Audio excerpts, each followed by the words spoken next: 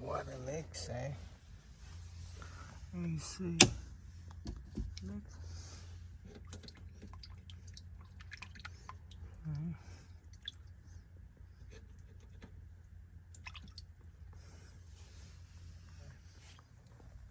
Water right here.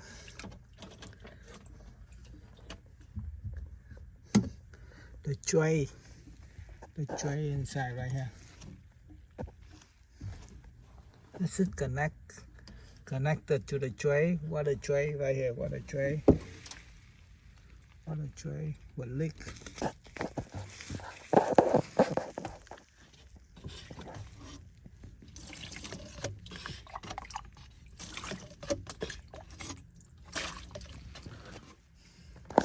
Water tray leak down here.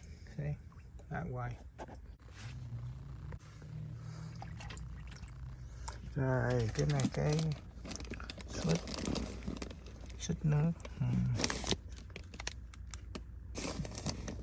Nước nó ngắt đi.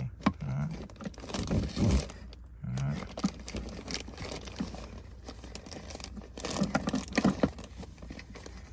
Rồi.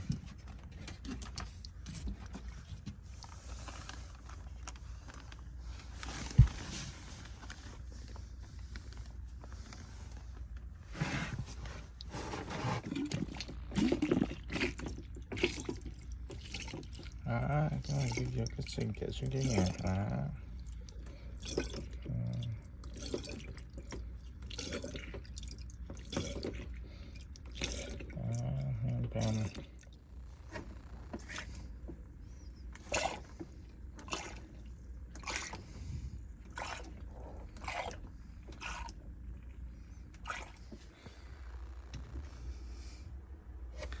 Nước máy lạnh để âm cho tường cho cái sinh này.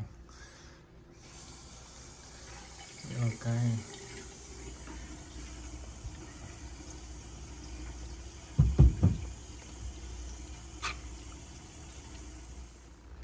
Nó có kẹt không? Này.